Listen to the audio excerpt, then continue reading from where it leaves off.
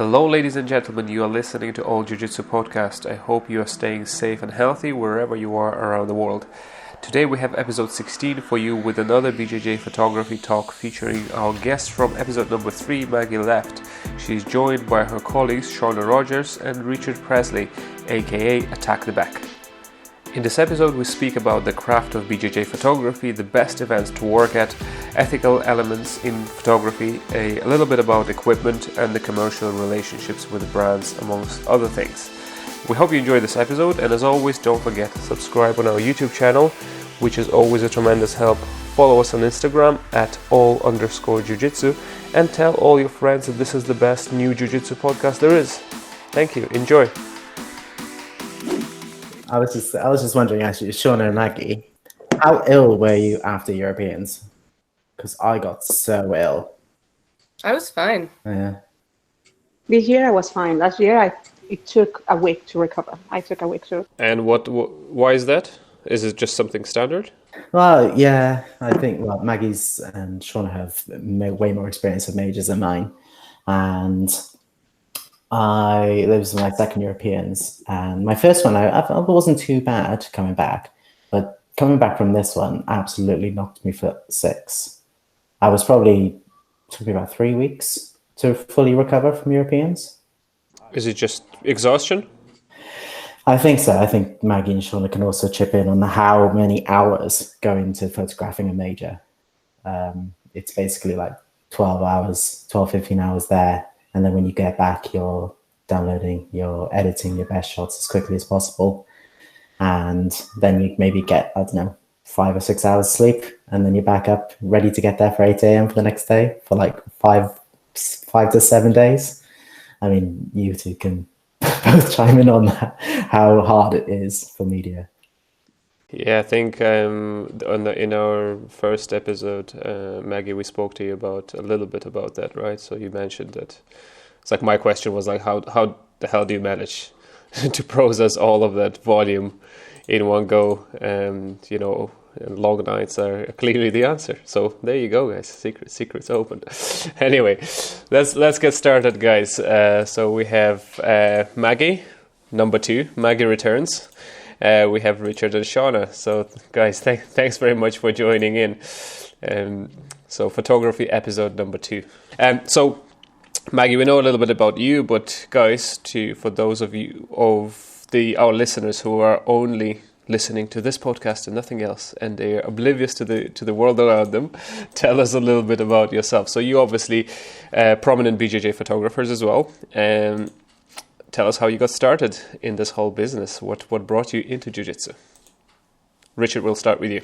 Okay, so as well as being a photographer, I also ran Attack the Back. So Attack the Back was basically my blog, my website. And the reason I got into photography was that I really needed to start creating my own sort of photography works that I could host on my own blog. When you start taking pictures from other people, etc., it gets a little bit dicey and it gets a little bit sort of grey area. So I needed to start creating my own content and creating my own sort of imagery. And from there, I really found a passion for it.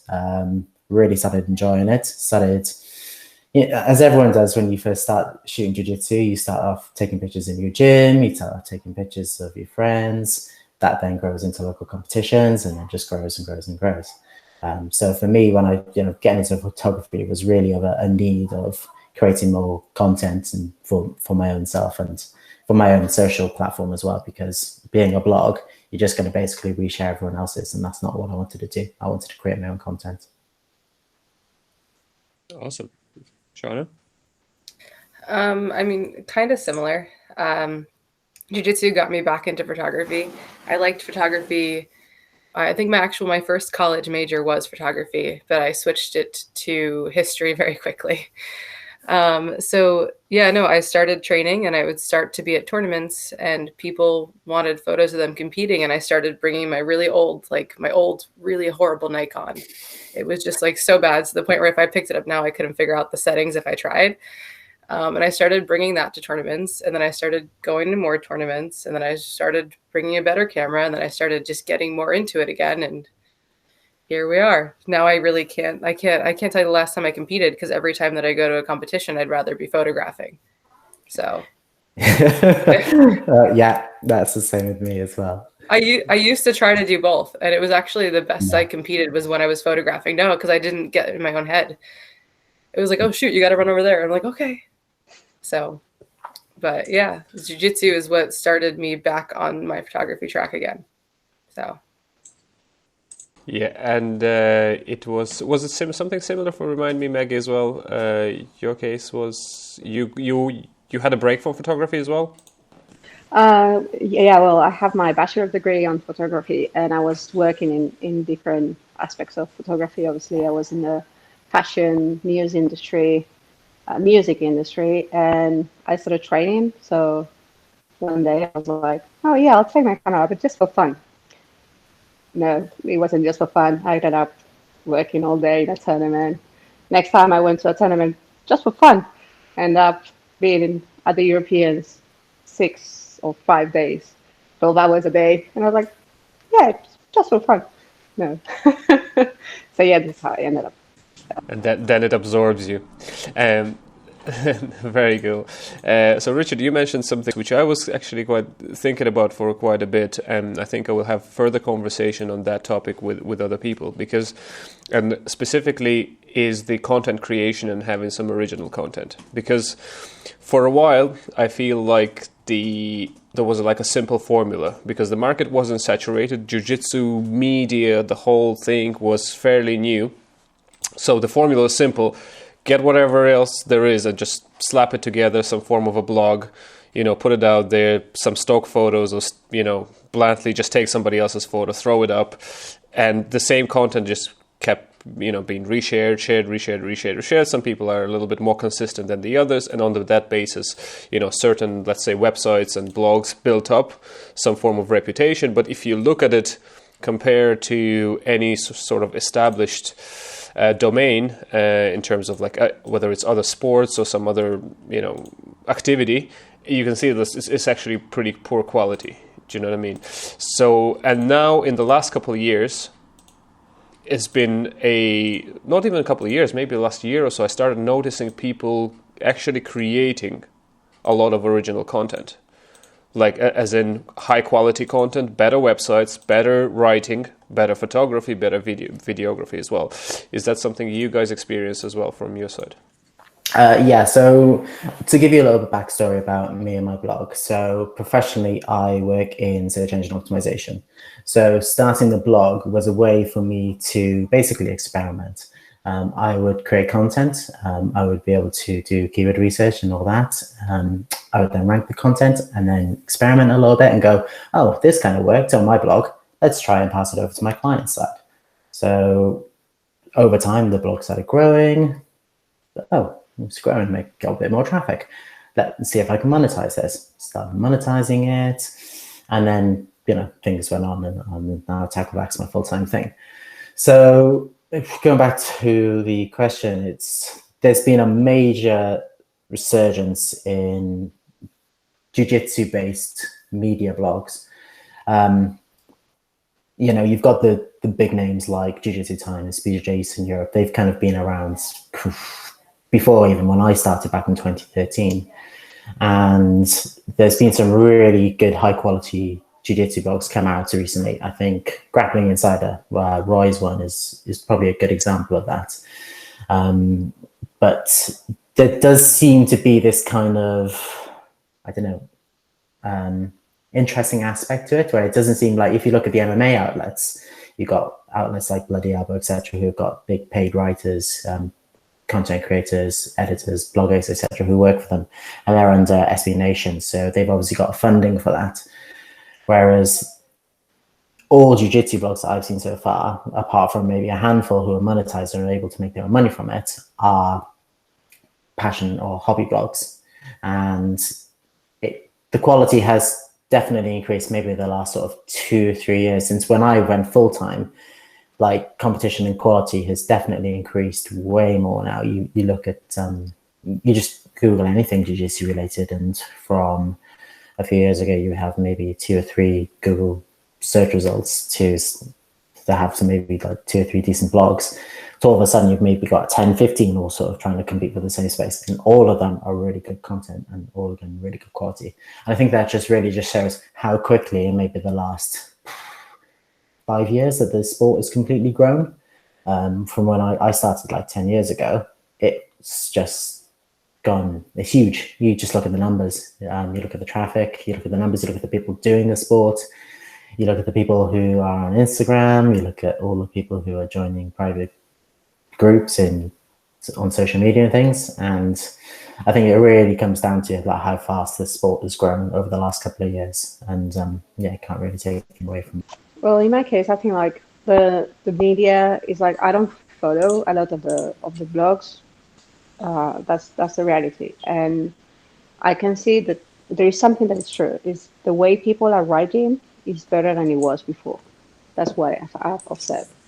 About video and photo content, when I started, the content wasn't like image-wise wasn't really good. It was regular, like bad, average, let's say. But in the last 3 years, I would say, I have a lot of guys and people who I really follow and that I really like what they're doing. So in that sense, I can see the huge difference.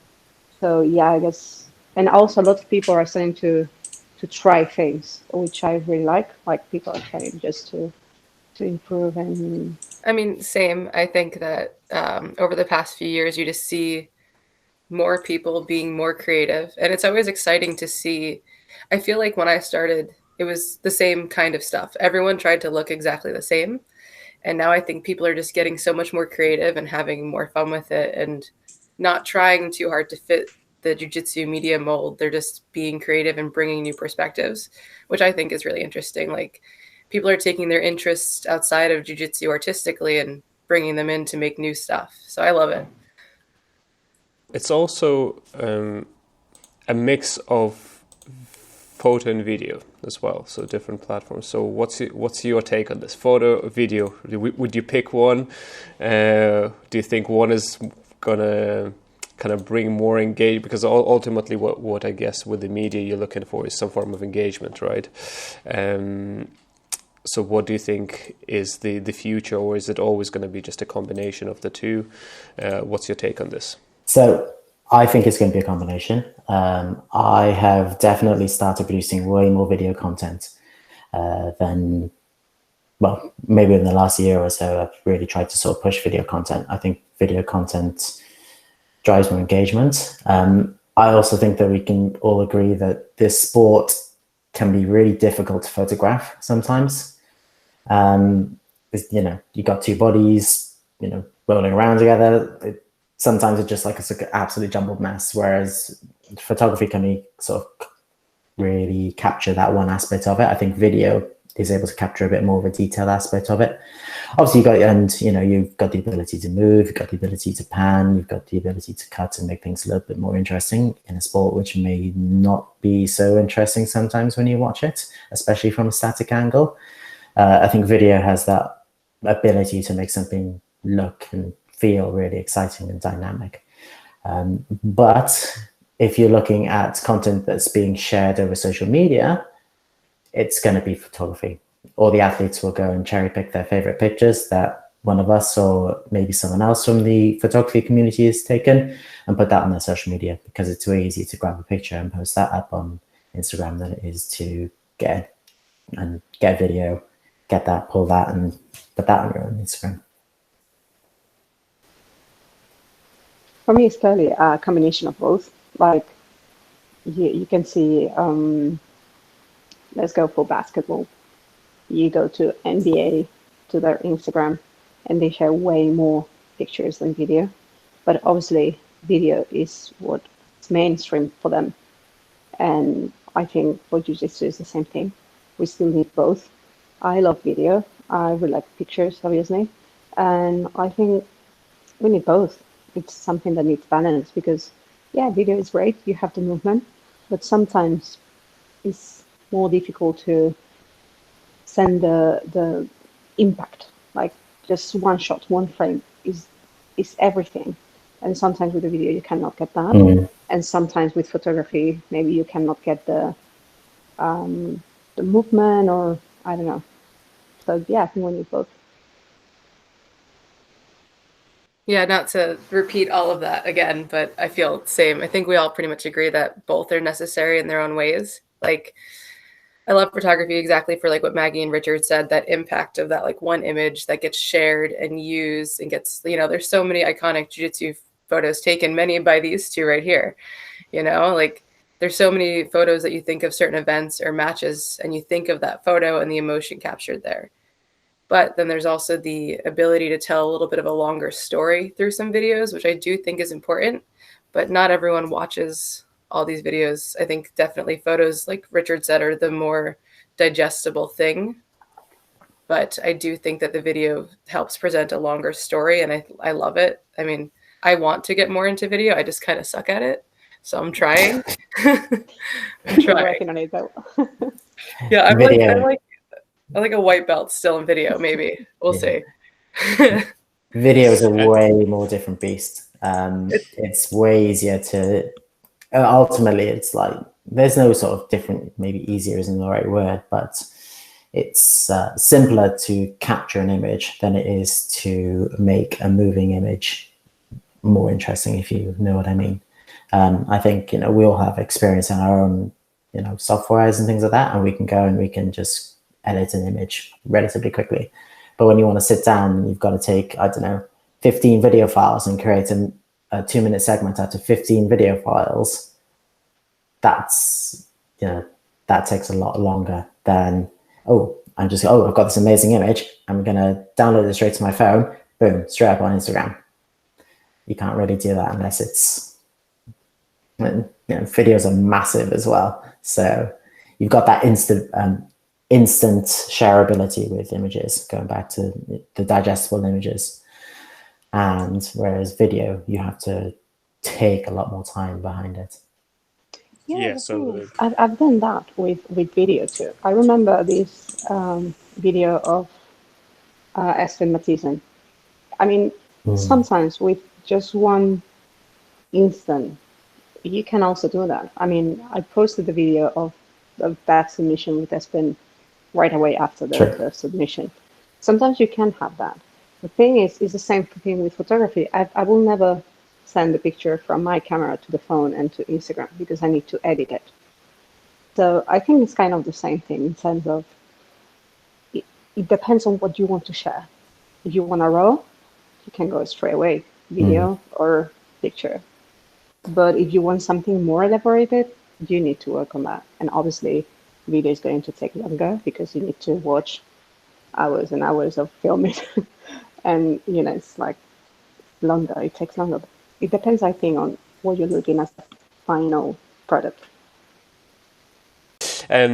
So from from my amateur outside perspective, and I'm going to kind of tell you what I think, and then you tell me, guys, if I'm right or wrong. Right. So video, in my understanding, is pretty much all about editing. Right. The editing process is the king, and, you know, it doesn't matter how good you shoot of the video, and, you know, if you don't edit it properly, especially if you're trying to put some form of highlights with the music, edit it to the beat, and, you know, all that sort of stuff. I think it is quite important. But tell me, in terms of the camera skills, because for us outsiders, it looks like there's a person with a camera, magic happens, then we see beautiful photos and then fantastic video highlights.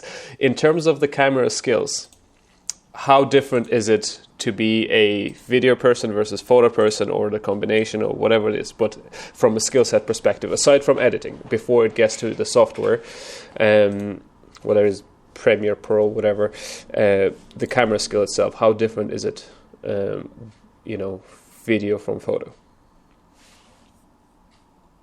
Well, for me, I think that they're two very different worlds.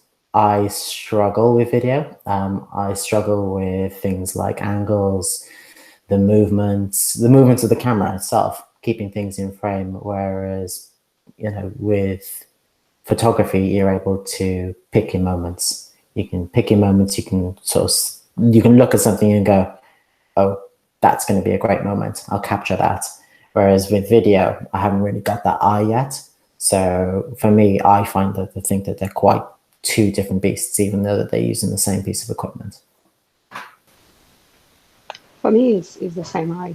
I mean, basically, because when I film, I'm filming with the same mind and with the same spirit. So there is a story in my mind that I'm feeling or watching at the moment. So I cannot have the same frame. It's not that different. For me, it's not that much about the frame or the angle, as it's exactly what I want to tell. And the story with video comes usually earlier than in the picture. In the picture, it's just like, now this is happening. With the video, I can feel and see what's going on, and I can turn around. So kind of easier because I have more chances to get what I want than with the pictures. So would you say... Interesting. Go ahead. Oh, go ahead. Maggie, can I ask you a quick question about that? Because do you think that is because of your experience within the television and film industry? So for me, I started doing video coming from a photography background. And for me, it was very alien, very different. But obviously you obviously did a photography major, you worked in the film industry and the television industry for a while, and then so you're able to sort of interchange those skills. No, I think it was the music industry. Okay. Because when when you have people live in a concert, there is a lot of emotion around. And even if it's every single day the same concert and the same songs and the same band, not every day is the same atmosphere. So I think it was more about that. Also the lighting, usually in a concert, is just amazing. Or when you're in a movie, when you're doing like the pictures of that movie, that the lighting has nothing to do with anything you're going to see anywhere else. So I think it's more about that, about how you see like the stage. And for me, everywhere where I'm taking pictures or filming is kind of a stage. So there is story going on, and I have to tell the story. I don't know. I think it's either the music industry or the news industry, like the media industry, but it's one of those, I think. But yeah, probably it's because of that background for sure. So my sister is actually much better at video than I will ever be. And I've noticed like we'll go on these trips together, and I will take a million photos of different things, and she films things in a way that I don't even think of. So like kind of like what Richard was saying with understanding the different shots and the angles, and like she's just so good at getting B-roll of things that I wouldn't even think of, and she puts it together in such a creative way. So I think it is like a different, it's about capturing moments in certain ways, like Maggie said too, but I think it's just having that kind of foresight to know what you're going to want to edit in later. And I think that's a big thing that I'm starting to learn with video is like, oh, I didn't think of that. Let me remember for next time. I want to get a B-roll of this. I want to get a shot of this. She has helped me think outside the box so much with certain things. Like I don't think we did a road trip video, and she has a video of her with her hand on the railing at some national park with the sunset. And it's just such a little thing that I wouldn't think to capture, but she did it. It's thinking outside the box to bring that emotion to create the whole picture when you're trying to tell a story in that way. So I think it's just a different kind of creative perspective that you take on. I think a really good example of this, or what I'm trying to say, like you can see video as pictures in movement, which is exactly what it is in the end. I think a good example of that is Josh Halvitz. If you look at his pictures and you look at his videos, it's exactly the same thing. Mm-hmm. Like he tells the story exactly on the same way. It's exactly the same thing. And I think it's like because in the end, the photography director in a movie is the most important person. And what he's looking at is basically the lighting and the angles. So yeah, I think it's kind of opening your mind more than anything else.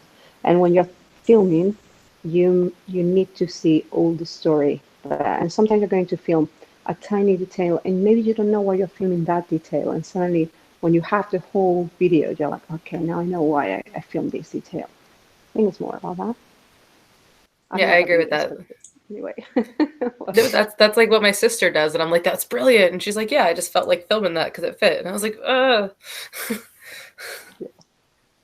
So another question then I have for you guys is that stems from my kind of almost like a jiu-jitsu perspective, right? When you are so absorbed in doing something, let's say you're training or you're competing regularly, you're doing this like high intensity work all the time. So for you, it's like shooting all the time, like tournament after tournament after tournament. When do you have time to step back and learn something new? Like for me, if I'm doing it, if I'm competing all the time or I'm training hard all the time, as in like just rounds after rounds, sometimes you get, as I said, so absorbed into this action that you don't have time to step back and say, hold on, I need to refresh something, get a new view, or maybe learn a new skill, or maybe, as Maggie said, open your mind. So when does this happen for you? How do you manage this workload with the necessity to continue your development, to continue kind of, improving yourself, improving your work, and finding these new creative ways, whether it's learning how to work with the video shots, or whatever else. You're in lockdown. Lockdown. Well, lockdown. That's exactly what you do. You ask the whole community to just lock down themselves, and then you have time to do that. That's my experience. So I think for me, it's kind of when I'm more on the job, when I'm actually there, when I'm actually working. That's when I kind of find inspiration.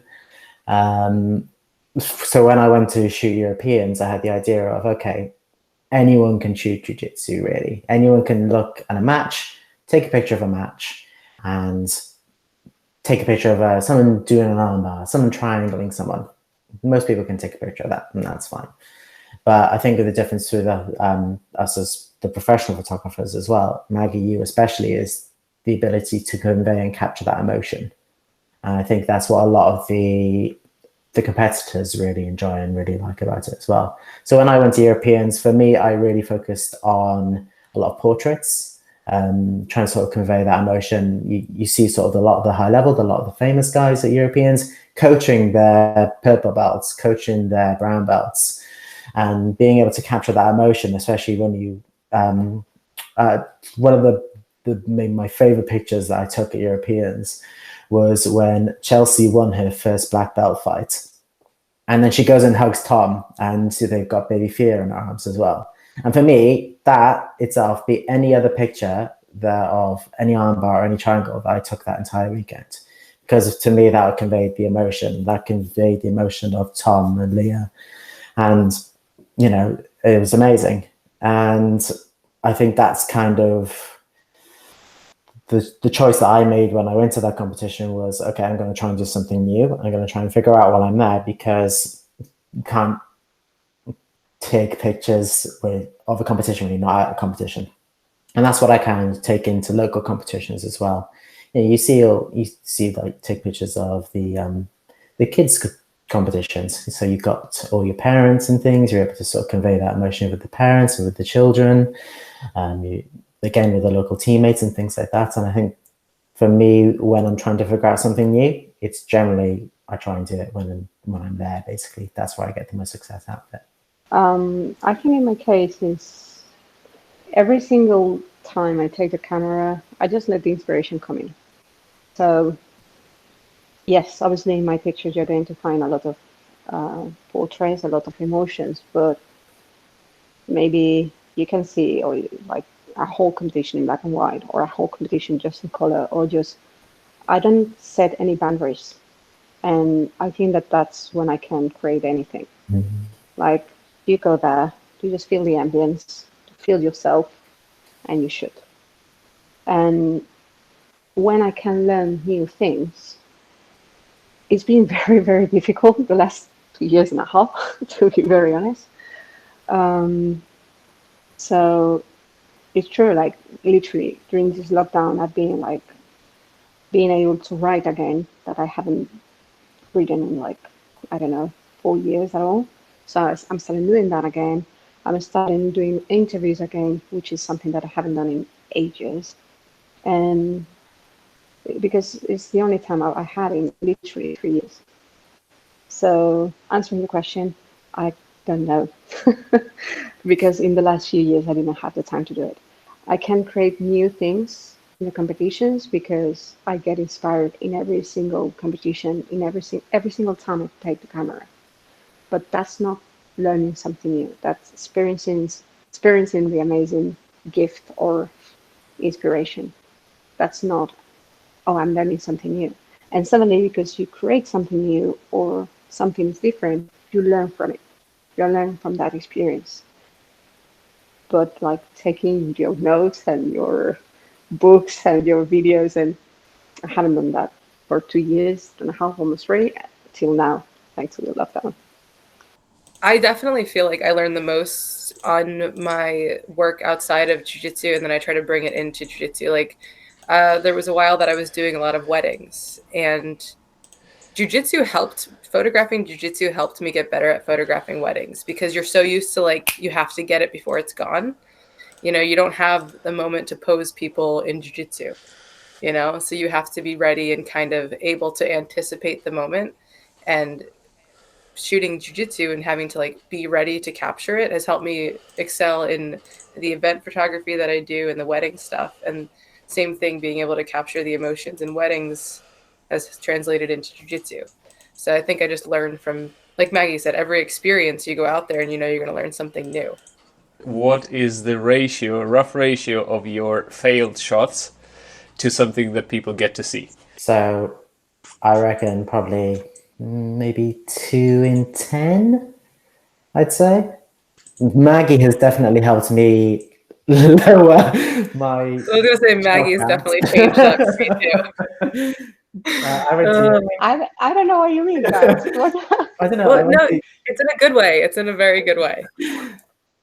First time I went to Europeans, I probably was taking like, I don't know, 3,000 pictures in a single day or something. I was like, oh, Maggie, how many pictures are you taking?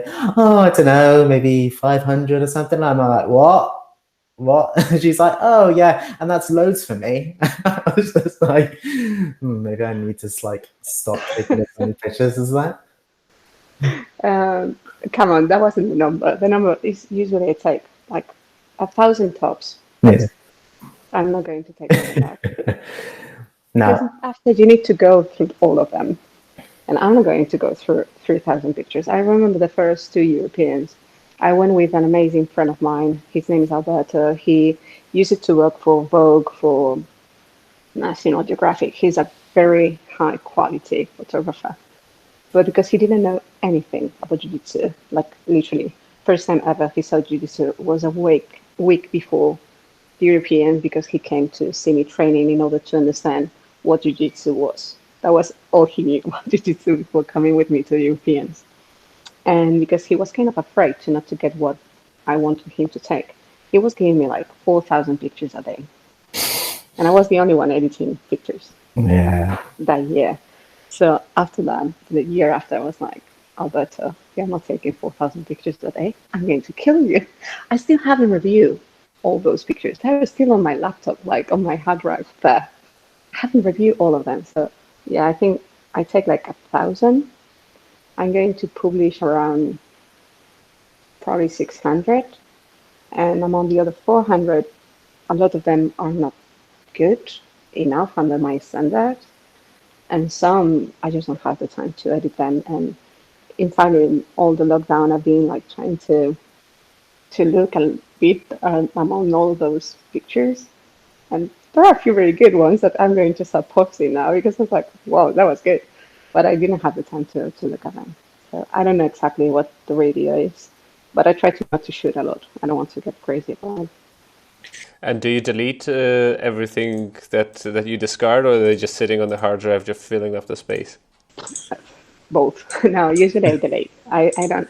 At the beginning, I was like, oh yeah, but maybe, at some point I'm going to have the time and I'm going to edit this, I'm going to do this. It's never going to happen. I'm never going to have the time. So now I'm like, delete. It's like a closet, right? You have your t-shirt that you know you're never gonna wear again, but it's like, but it should stay there, one day maybe somehow. Then I need to wear that Office Prince t-shirt. I'm going to wear it. No, it's not going to happen. No. Yeah. What about you, Shawna? How many pictures do you take at a tournament? I mean, it was too many until I worked with you, and then I was like, oh dang. And like it's in the best way though. You made me think and be much more intentional about my shots. You know, instead of having 5 maybes, I have like 2 definites now. You know, I've become much more mindful, really, with being aware of what I'm wasting my energy on. Like, do I really need 47 photos of one match, or do I really want to focus on getting 5 great ones? You know, and again, there are still times with certain things where like I will have too many photos, but I've been much more aware now. Like Richard said, like after working with Maggie, you realize like maybe I am taking too many photos. But again, What it's have I done with you? no, no, but it's like the best way because you make us focus on quality rather than quantity. Like anybody can put out 1,000 mediocre photos, but you helped us kind of hone our focus into these, you know, lesser amount of better quality photos. Like ever since working with you with Europeans, I've been way more intentional with framing. And I remember you're like, don't crop, or like, no, you were telling me to do something, and I was like, oh shoot, you're right. Sorry for that. No, we I love sound it. super bossy. Listen, I'm going to tell you my secret, okay? I'm just old enough, and I'm so old that I started my whole photography career using film.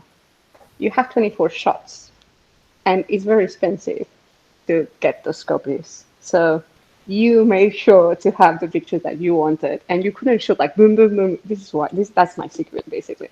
That's why I don't shoot 4,000 pictures in a tournament. That's my only secret. I'm old and I come from film. I actually bought a film camera. I bought one before lockdown, and I took it to AJP London.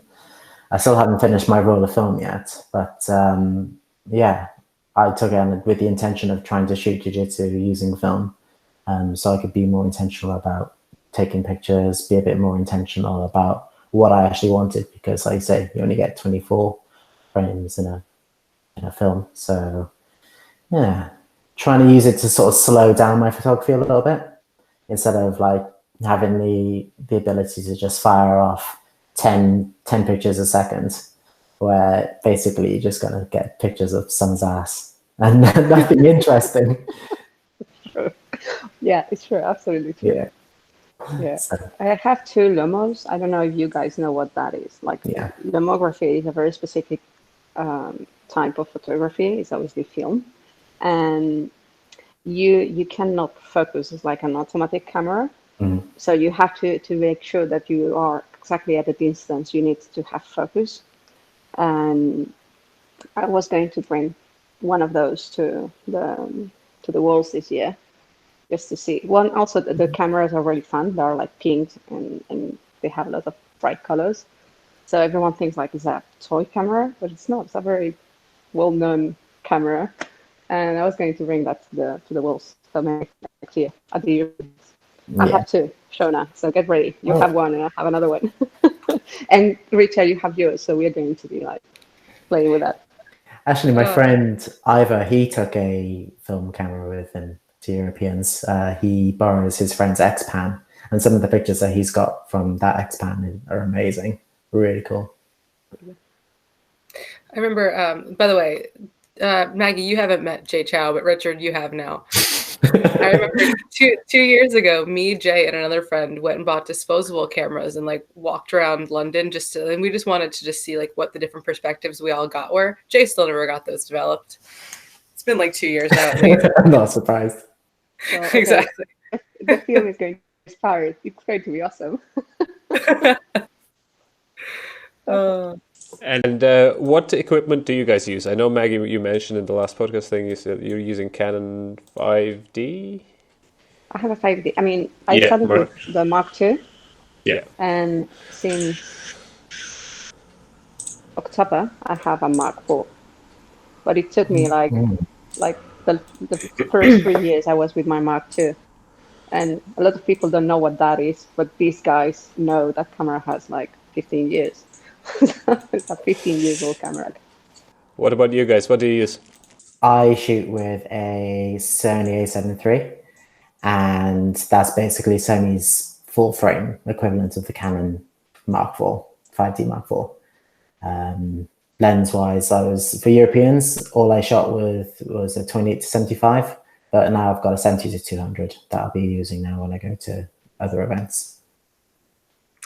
I shoot on the Sony A7 III as well as my A6300. And I think I do something that not every, well, no, so a lot of people do this. I know Richard had an 85 on. I like to shoot prime a lot with jiu-jitsu tournaments. And I know it doesn't give me the same kind of focal length that the 70 to 200 does, but like, I don't know why. I just, even like with everything I do, I really enjoy shooting with prime lenses. So I typically do the A7 III with the 85 millimeter 1.8. Yeah. Yeah, saying that, that's a complete lie. What I said with the 28 to 75, all I shot with the Europeans was my 85 mil. I was just taking loads of portraits, and it was far enough that I was able to capture the action. And if I needed to, I was able to crop in because the sensor's got big enough megapixel size on it. But that's the thing. It's like, guys, with your cameras, you can crop, so you have like the chance to do that. Well, you do now as well. Yeah. I don't. I am still using my 70-200. No, but you know, Sure. this guy I told you about, who's been with me in the last few Europeans, he was using that. He was shooting everything with a 85, like was like just 85, and everything was shot with that. We were cropping when we needed it. We had the cameras for that. Yeah. I did shoot with the 70 to 200 at AJP London though, just because we were so far from the mats. So like, but if we can be like right up at the mat, I like the 85. Oh, I think it depends on how close we're allowed to get. And do you guys, let's say when you were starting out in this, I presume a lot of the kind of equipment choices determined by your budget, right? But is there like something that you kind of make a deliberate choice about? You know, I want to work with this camera with this lens because it fits whatever I'm trying to do, or is it always just like I will get the best camera that is kind of commonly considered the best at this budget level? So what's that decision like? So when I first started, well, basically my first camera was a Nikon. I got it because my friend was a professional photographer and he used Nikon. So he was like, these are the best cameras for me. And I was like, oh, okay, that's fine. Found a DSLR and then just went from there using Nikon. I swapped last year from Nikon to Sony because of the video capabilities. I was also really sick of carrying around such a heavy DSLR camera with a massive lens combination. So to walk around Europeans with a really small form camera with an 85 millimeter on that I could just hold in one hand was amazing, because I didn't have to sort of lug around a DSLR with a 70 to 200 and end up with back pain, as Maggie probably knows. I don't know what you're talking about. Listen, I have my biceps thanks to that. But everything I buy, maybe apart from that 85 mil lens, which was like £200, everything I buy is secondhand. I don't think I bought ever a brand new piece of equipment, apart from maybe one or two little things. To anyone sort of getting into the sport, buy what your budget allows, and then if you enjoy it, then you can grow from there. And I will, if I could add on that, definitely until you're sure of what you want, rent. I rent a lot of stuff before I'm ready to purchase it. You know, there's certain things that I don't need every time, and I just still will rent for certain things. Like I actually don't own a 70 to 200 because I don't actually use it often. So every time I use a 70 to 200, I rent it. And what's that rental cost like? You can like rent a $3,000 lens for $100 for the weekend. Oh, nice. You know what I mean? It's different in the US though, I've noticed, because every time I try to rent a lens over there, it's much more expensive. There's definitely a smaller rental market in the UK as well. Gotcha. Yeah. Yeah. See, I have, I mean, if you have any US listeners, not affiliated in any way, shape, or form, but I use lens rentals all the freaking time. Like you can rent lighting, you can rent lenses, all this stuff. And like sometimes if I'm just like playing around and like I've rented underwater housings. You know what I mean? Like if I want to play around with something, I don't want to spend $500 on an underwater housing. I'm just going to rent one real quick and try it out. I think it's really good to play around with new things. Especially when you haven't decided on something, definitely. Another thing I'm curious about, guys, is so you obviously go around different tournaments and you shoot a lot of the same people over and over, right? Especially when they are kind of prominent jiu-jitsu players, world champions or whatnot. Do you learn something about people that allows you then to shoot them better? And can you give an example of this if that's the case? In my case, 100%. Like, when I'm shooting, I usually kind of have the emotion feedback from the person. And there are a lot of micro gestures when you're fighting, when you're talking, that is very easy to see through the camera. So I learn a lot about the people, and Yeah, when I take pictures of, I don't know, you see the sort of the big names and the people like that, is for me personally, I'm maybe not so great at taking the sort of the pose pictures. So whenever I try and take a picture of anyone, even famous or not, it's generally going to be a sort of a candid picture. And that's when you can sort of really capture that moment, because when you get in pose, and people like to take their own pose pictures and things like that, but for me, I like to be sort of just sniping off at the sides, taking pictures of, oh, that's one picture, oh, they're coaching their teammate, maybe I can capture a moment like that. That's where I sort of really find it. Yeah, I feel like you see a lot of different parts of people's personalities that you wouldn't otherwise recognize. Like there's this one girl, I haven't seen her in forever because she moved, but she used to compete around the New York and DC area. And I loved photographing her compete because even if she was like down and like losing, she was the type of person that like the more she got kind of squished, the more she came back harder. And like knowing that that was going to come out of her, the more she got pushed. So I loved seeing her compete and seeing like someone at her level really push her, because then she just turned it up a whole nother level. And I think too, like when you photograph the same people over and over again, you can anticipate some of their moves and reactions. And like, that this guy is a judo black belt, even though he's a jiu-jitsu purple belt. So you know that you're going to get some good throw shots, Like you said with Richard, with Chelsea, like, she just had the baby and her husband was there. Like, you knew that there was going to be an emotional moment afterwards. By knowing who they are and a little bit about their story, it helps you to better kind of capture what's going on both on the mat and, before and after competing. yeah, also, it's like when you're taking pictures all the time of the same people, because in the end, you kind of recognize the way of acting. You have in Europe Teta, for example. You know that he's going to be humble. You know that he's going to be super respectful. You know he's going to smile to his opponent, to his crowd, and that no matter the result, he's going to be nice to someone else. So you need to take that picture.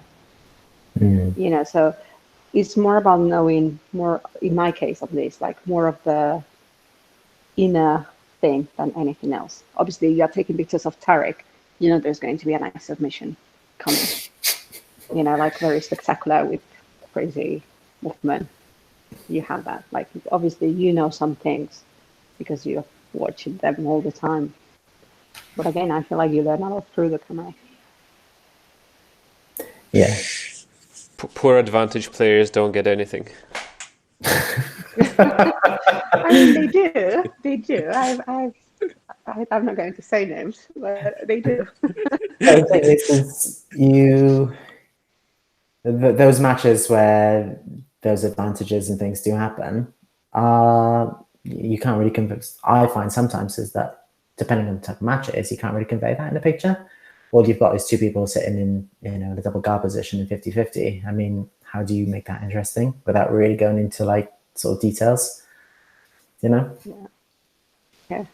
Also, sometimes it's about the angle. I remember, for example, when Tommy was fighting the semifinal in the final, I talked to Espen and I was like, "I'm sorry, mate, but can I sit like literally between your legs? Because I know Tommy's going to look at you no matter what. So I want to be here." He was like, "Sure, just sit down." We're going to be fighting for that spot now next time, Maggie. No. And when you guys working at a big tournament, obviously there's a good few of you there. So like the Europeans, as I was walking, there's like as many, not as many photographers, but there's a lot of photographers. Like there's somebody in every mat. Obviously, there are some matches that are more important than the others that are happening at the same time. Is there any sort of regulation as like how many photographers are dedicated to a particular mat, or you say like, okay, there's 2 guys there already photographing this match, I should perhaps go, do something else? Or is there like a little bit of a drive to say, no, I need to capture this as well? Well, in my case, I'm working for the IBJJF. So if it's a major, at least there are 2 photographers. For example, this year I was shooting with Shawna, so we have like walkie-talkies, and we were like, okay, I'm going to that map, you're going to this one, or we were changing positions. I always try to not to use the, sorry, I need to take this picture for the IBJJF. So I usually sit wherever I find a spot, unless it's like a very important match, and for some reason I don't have any space.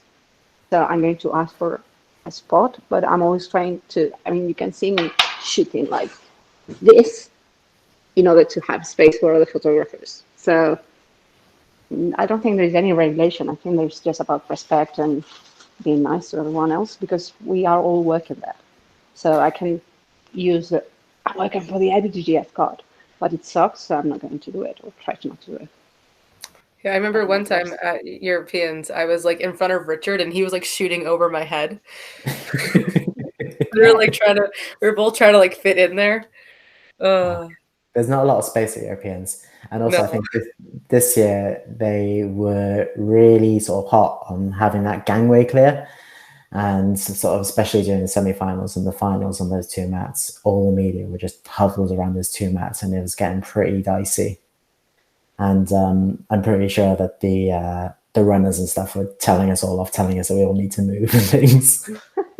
Do you guys have any preference what type of tournament to watch? So obviously there's like most of the tournaments are some form of IBJJF kind of format, big hall with a load of mats. But then there are some like the likes of invitationals. I know you guys worked in the likes of Polaris and stuff.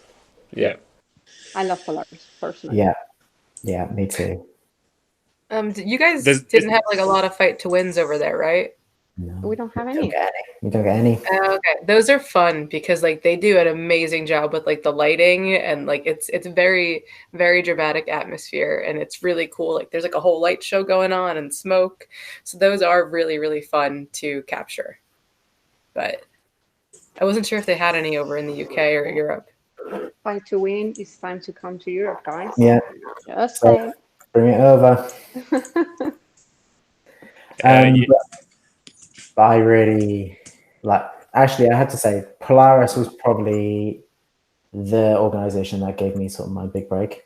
One of my first big jiu-jitsu sort of events and competitions that I shot was Polaris 4, and that was like 2016. So I'd already been sort of working with my blog. It wasn't anything big. And then he let me come and shoot for Attack the Back, which is amazing. And then sort of you get to sort of somebody's sort of part of in the media, but sort of a bit of a jiu-jitsu nut already. I was like, oh my god, I'm like, there's Terere, oh my god, there's Shaolin, and oh my god, I'm like sat next to Gordon Ryan and Gary Tonnen and things like that. And, and for me, it was just that experience, and I really like going to shoot invitationals as well, just because it's not as hectic as going to shoot the majors.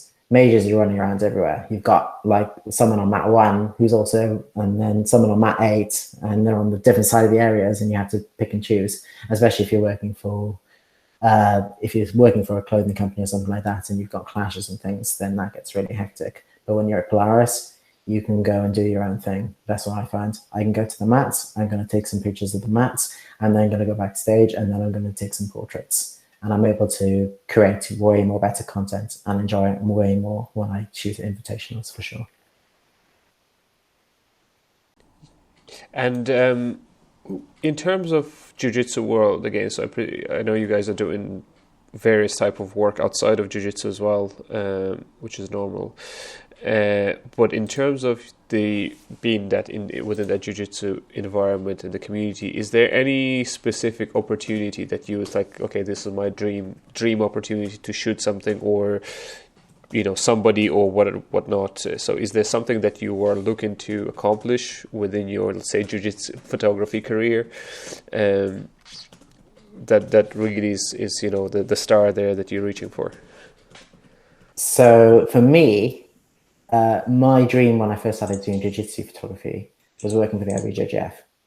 And thanks to Maggie, last year, I was able to do that. She wasn't able to go to Amsterdam, so she asked me very kindly if I wanted to go work at BJJ Amsterdam. And yeah, of course I said yes to that opportunity, because for me, that was something I always wanted to do.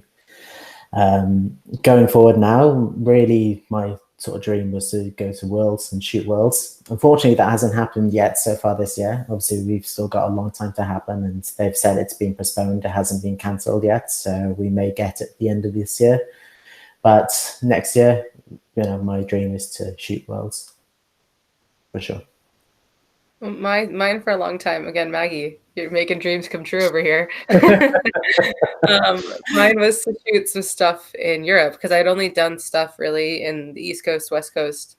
And then Maggie's like, "Hey, you want to come to Lisbon?" And I was like, "Hey, yeah."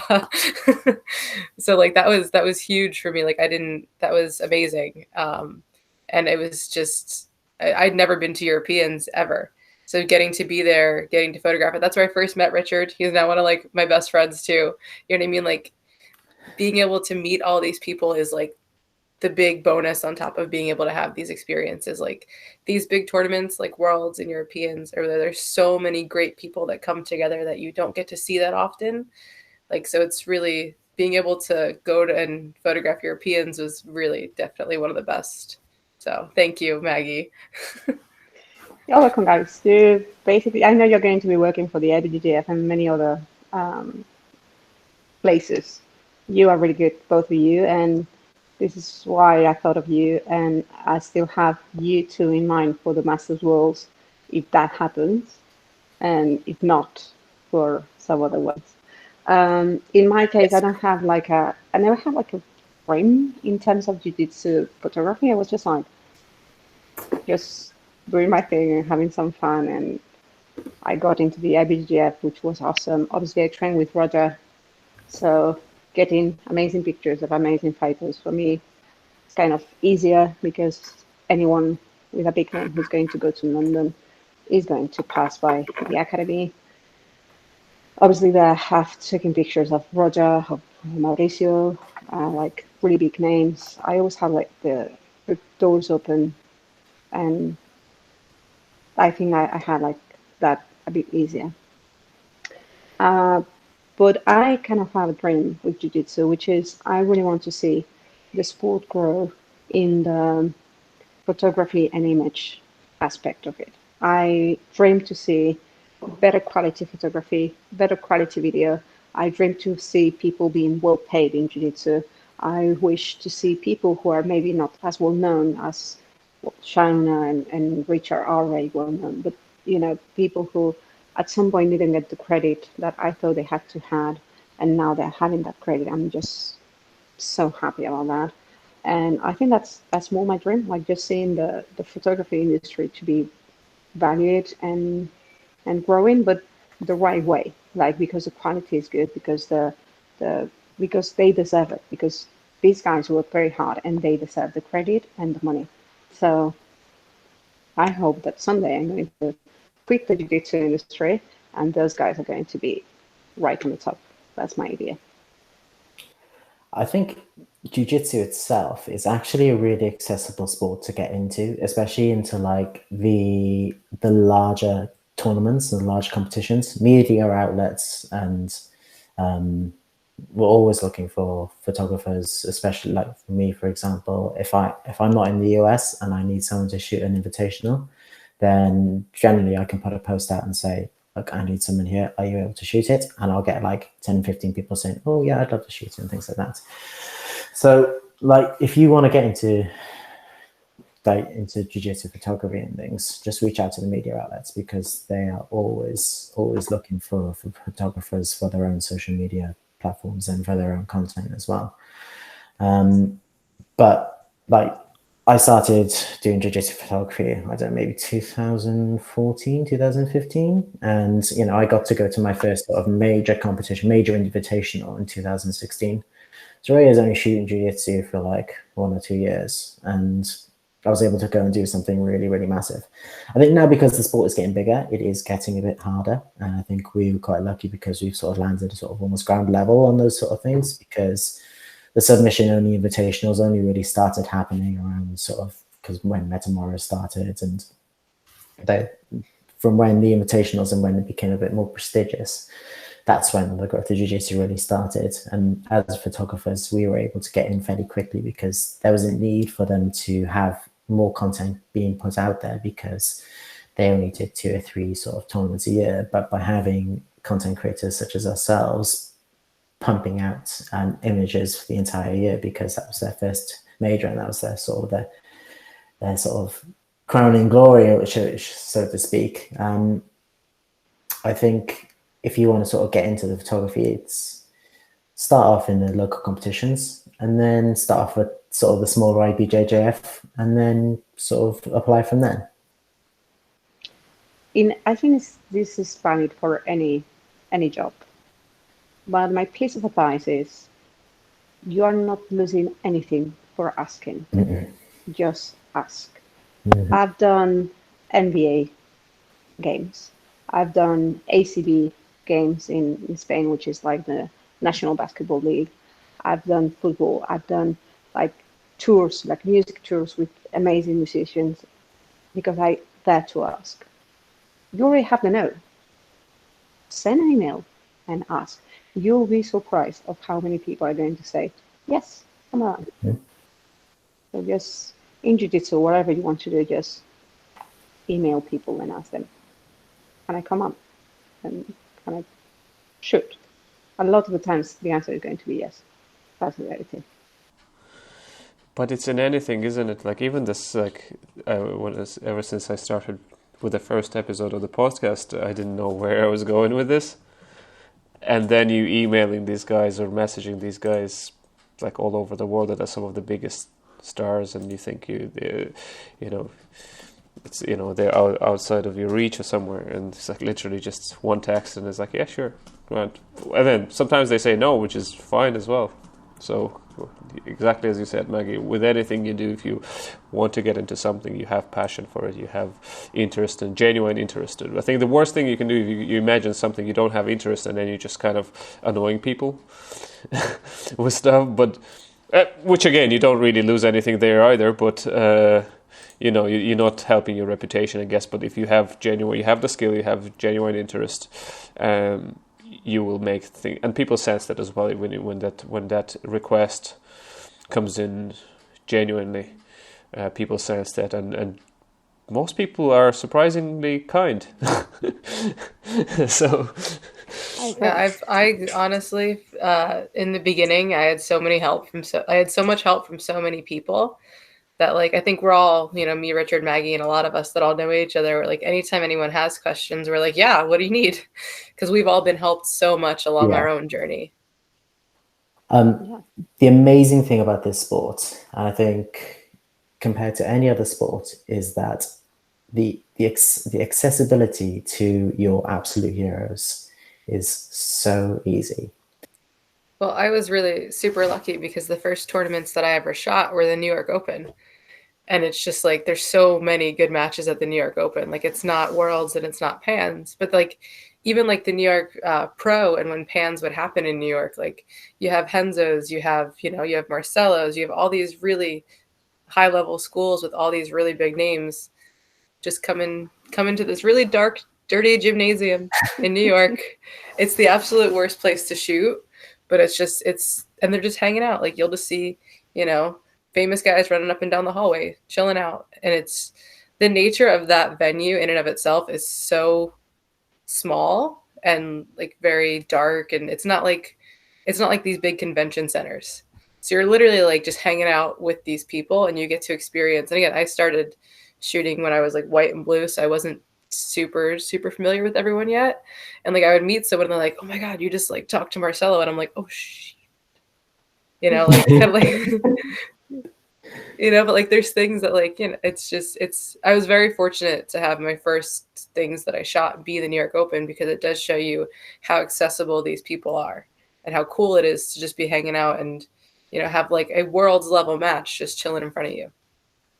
Like, I got to take Luke Rockhold's portrait at the last Polaris, and I'm like, you know, there's not many opportunities you get to meet one of the best UFC fighters and then take his portrait as well. I was like, this is amazing. You didn't get there by chance. You got there by, there's always a little, I guess, in everything, a bit of element of luck, but it's ultimately the skill that you need to back it up with. And once you do, then you will get the opportunities to take portraits of whoever. I think that comes with practice, though. I think, you know, if you've got a passion for it, you know, it all comes with practice. And there's always going to be an element of natural ability, natural talent, or natural flair to sort of capture those moments. But at the same time, like anything, there's theory behind photography. I mean, ultimately, at the end of the day, it's capturing light. And if you can shape that light into something which looks beautiful, then you're going to create a beautiful image.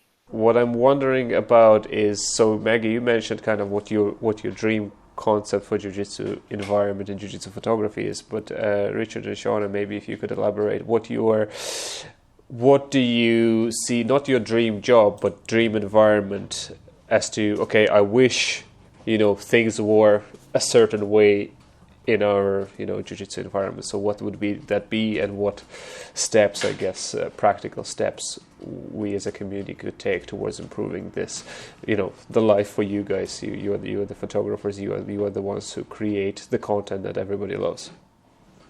Stop stealing photos. Oh no! We're going down that route. No, I don't think so.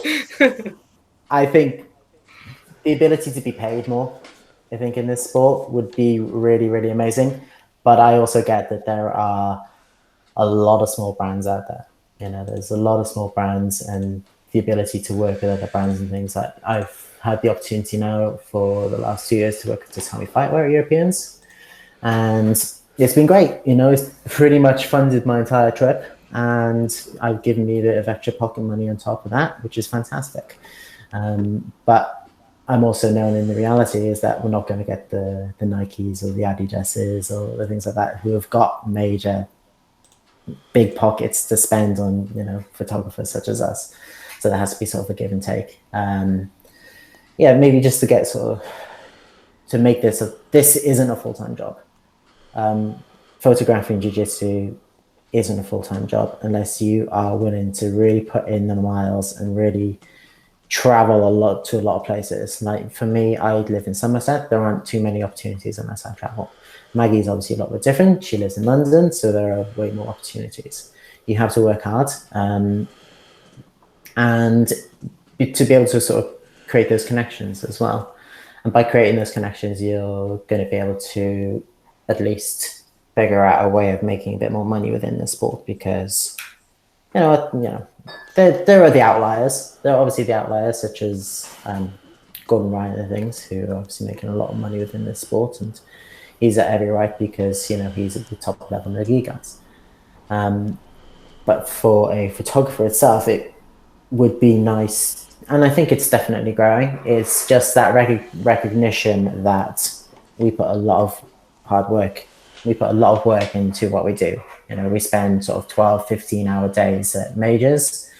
We spend a lot of time at small local competitions, and to be able to just get some petrol money sometimes would be really nice.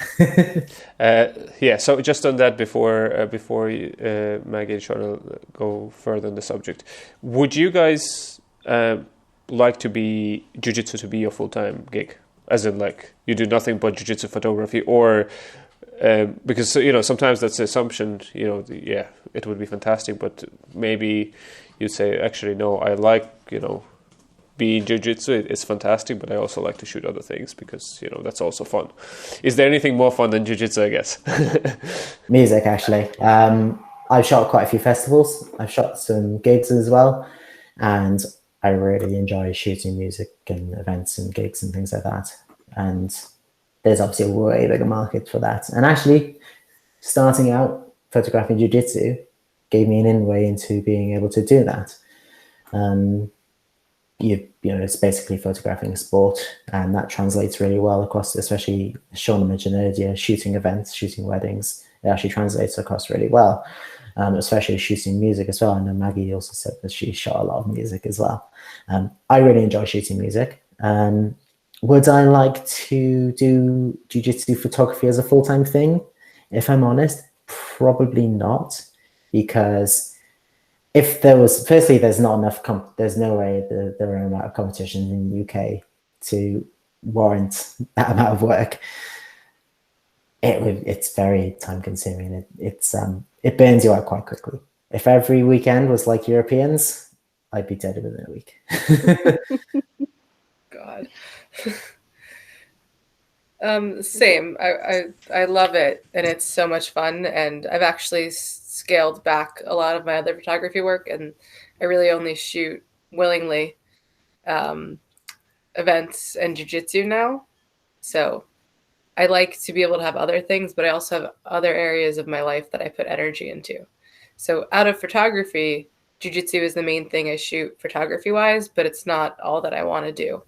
I have the same. I think that creativity is one of the best things in the world, and just to put that creativity in just one box, I think it's annoying, to be honest. It's just like, this is in fact why I'm doing like portraits in the jiu-jitsu tournaments, and like not just the portraits like with the lighting, but even when I'm shooting people on the mat, I'm taking portraits, because if I'm just shooting the action, I just get bored.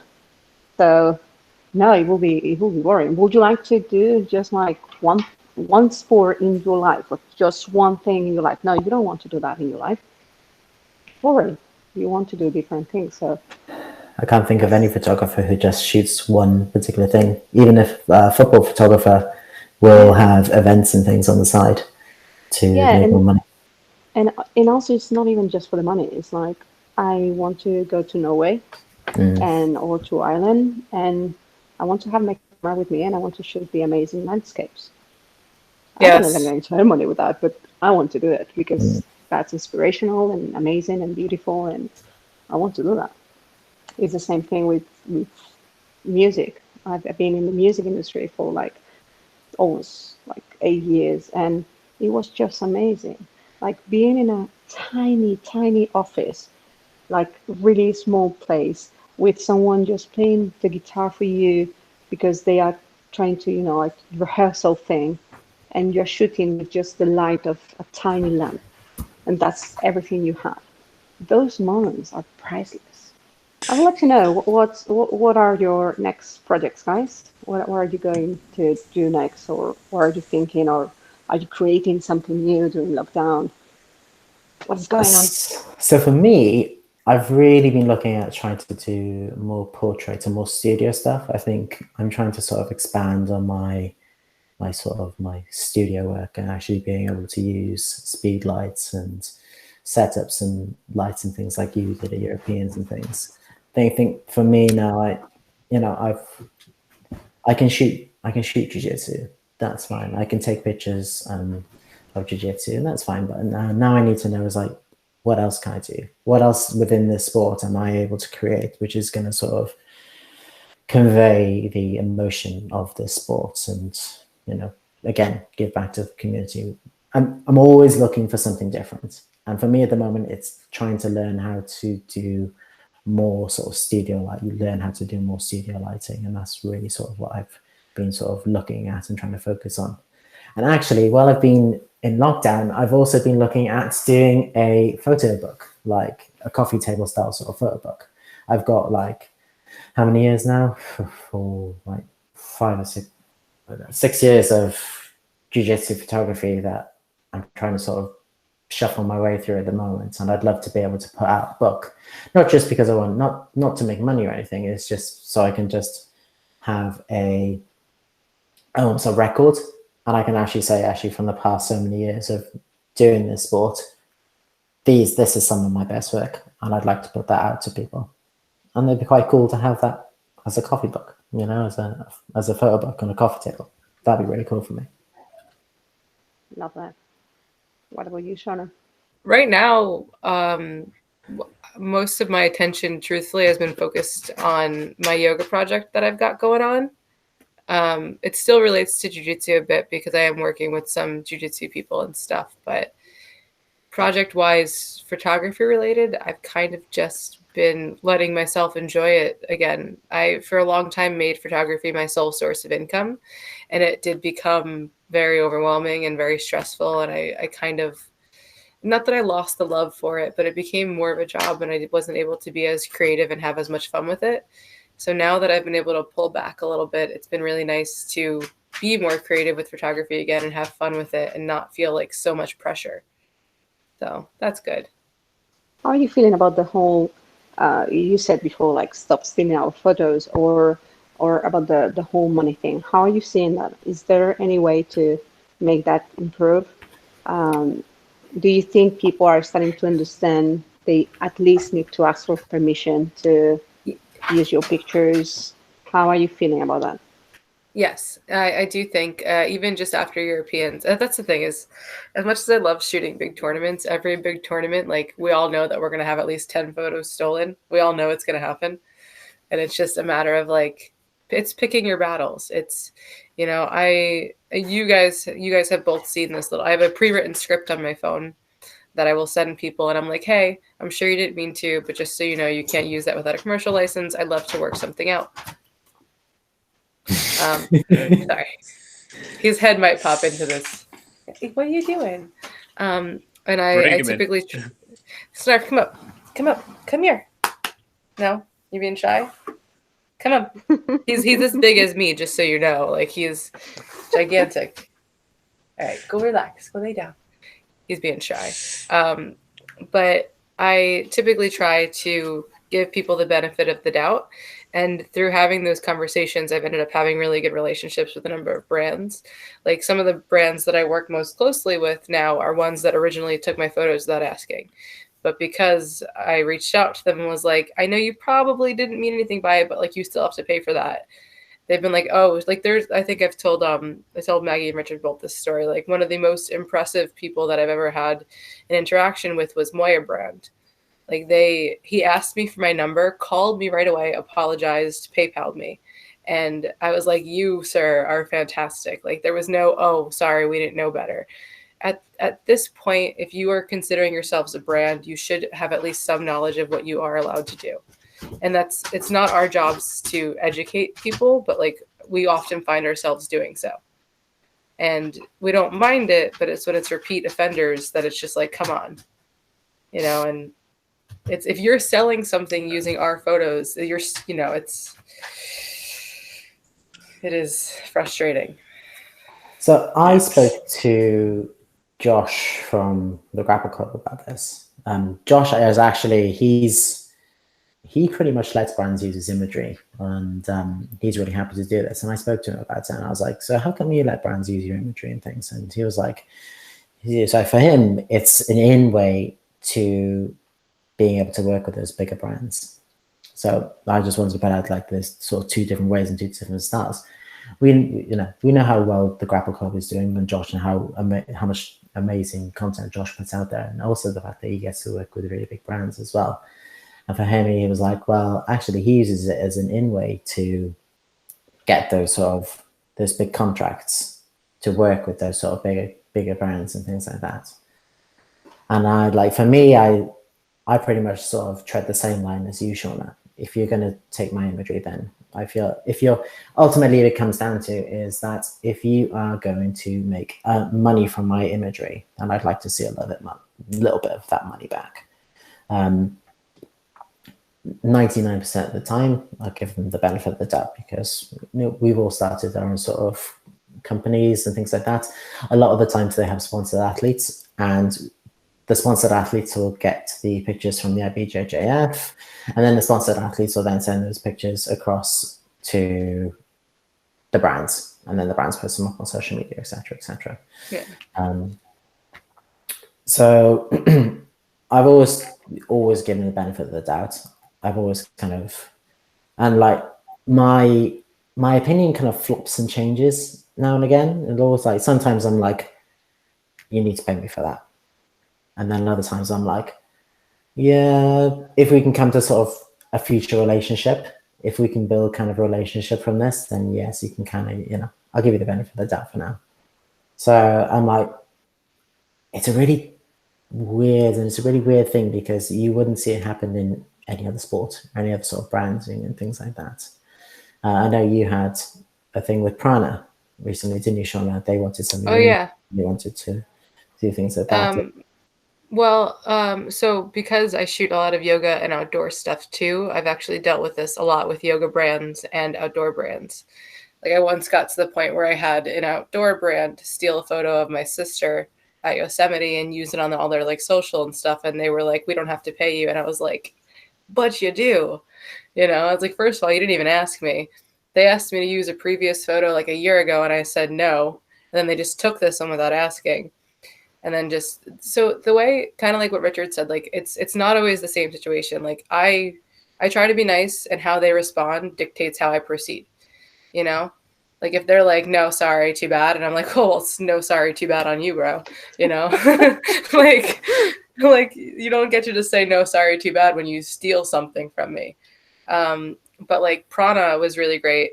I came to an agreement with them. They wanted to use a photo of my really good friend, Alexis, who's also in jiu-jitsu. And they wanted to use my photo for a thing they had going on showcasing teachers during this quarantine and stuff. And I asked them, I was like, okay, like, what's your budget for this project? And they're like, well, you know, we're not really, they didn't have a budget in mind for this particular project because it was more of like a social outreach thing. And I was like, okay, like I'm willing to work with you. And they ended up sending me and Alexis both like $600 worth of stuff. And I was like, that's fine. Like, I don't always like to barter, but depending on the situation and the scenario, it's not always black and white. Same thing with jiu-jitsu brands. Like, there's only so many free gis that you can get before you're like, okay, I need to be paid. I can't pay my bills with gis. You know, I think in the beginning, a lot of us will take free stuff for stuff, but then it's like, okay, I need actual currency. Right, Maggie? Like, and like sometimes it's still yes. Like sometimes I'll be like, yeah, it's fine. Just give me that new gi you guys just released. And other times I'm like, sorry, not this time. I don't exchange my work for gis. I only do it if I would have bought it anyway. I rather prefer to give you a really, really low price just for you to understand that you have to pay for it. Yeah. Than to accept your, I'm not into that. But we know some people who are really ruthless in this sport. I don't know. Yeah. We're not naming names, not going to name names, but there are some people that if you steal their imagery, you will get a nice little PayPal invoice for a fairly obscene amount of money and being like, no, you need to pay this. This is copyright law. And yeah. Listen, just a lot of people. I do that. Yeah. Like, honestly, truthfully, 99% of the time, I'm like, no, you can pay me. The only time that I ever accept gear in exchange is if it's something that I would have bought with that money anyway. It's very, very rare. Like I've had this conversation with Richard. It's very rare that I will accept gear as a barter unless it's something I really want. Yeah, because, you know, for me, and this is for me, if you give me a gi which I really appreciate that you gave me the gi, but I take that as a gift. So if I want to gift you something, I will do that. Yeah. But just that people are going to assume because they're giving me a gi, I'm going to give you my pictures. No. And I'm happy. A lot of people have pictures that I send on their emails like, I think you're going to like this. That's my choice. Yeah. So I understand what, for example, you said about Josh. I understand what he does. I understand how he does it. I understand why he does it. Still, I think it's not a good model for the big picture because Josh got there, but he was working for nothing, very, very hard for a long, long time. And now he's taking pictures of all the good brands, all the big brands. But anyone coming after him are not going to have the same chance he does. Because the market is getting full. So just because you are making things for free, one, doesn't mean that you're going to be good. Two, doesn't mean that you are going to be paid at some point. And three, you are lowering the rates for everyone else. And in my case, my rates are very low because that's what it is. Yeah. But I'm still thinking about who is coming after me. If I just give everything for free, the one who's going to come after me is going to have a really, really hard time to get money out of this. That's more my thought than anything else. I agree with that, because there have been several times where brands have reached out to me for photos and I tell them the price and they're like, oh yeah, no, sorry, we have someone else that can give it to us for nothing. And I'm like, okay, bye. Yeah, that's happened to me as well. I have a question for Peter, if I may. Of course. So you are a gym owner, right? Mm-hmm. Do you guys need, in general, do you feel like you need content? Because we are talking about the brands, which obviously need the content, and obviously the federation needs the content. But what about the gyms? Because I'm thinking about NBA clubs. They need the pictures of the club. They need the picture of the gym. What about you guys? We certainly do. So in my case, I'm trying to do some photography myself most of the time, which I have to say, let's say it's half decent. Let's say it's not the worst. I can compose a basic picture. I'm probably gonna shoot 1,000 and then pick a one. And I have on my old DSLR that I bought I don't know. I didn't even know something that looked big. I was like big is good. So I bought a big Nikon back 10, 12 years ago. So I'm shooting some with that, but that puts me at a disadvantage because I'm the coach there and I'm not in the shot as well. So I actually have no photos of myself. So I can, and then in some gyms I know there are people who are decent at photography and they will create a lot of content. But to answer your question, yes, content is absolutely crucial for the gyms, for the academies, whatever the establishment is. If you have social media presence, you better have good content. You can have mediocre content and then your perception of you as an establishment will be as of such a mediocre establishment. So the better the content, the more professional you look, and the better kind of engagement you generate. How to go about this is a kind of a secondary question. It's I personally, as I said, I never really know how to go about it. For example, I have some students that I know of in the photography, but I don't want to ask them to do something for free, for sure. And sometimes I almost fear that exchange to an extent, that it's I don't want to engage in a barter transaction. I want to actually pay people for whatever they're doing.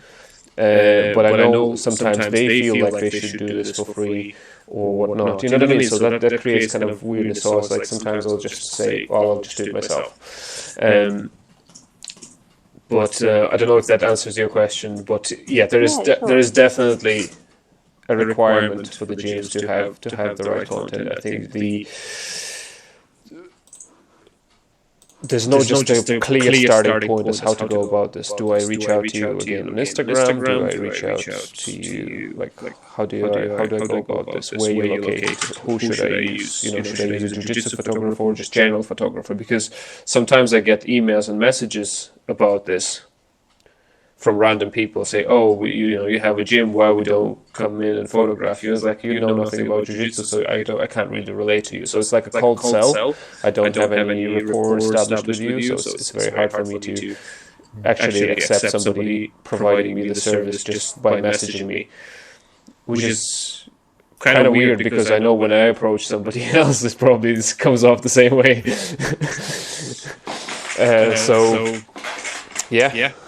For you guys, as I said, if you find a established way of doing things, this is how, and it's clear how it works.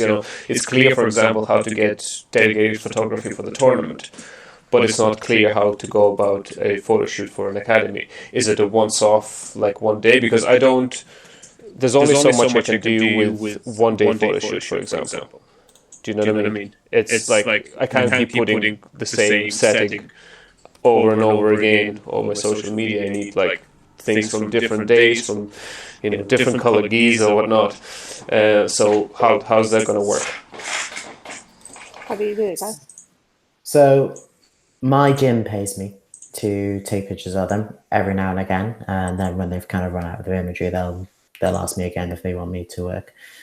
I will basically take some time to go to the classes. So if I'm photographing jiu-jitsu class, I'll photograph the jiu-jitsu class and I won't take part.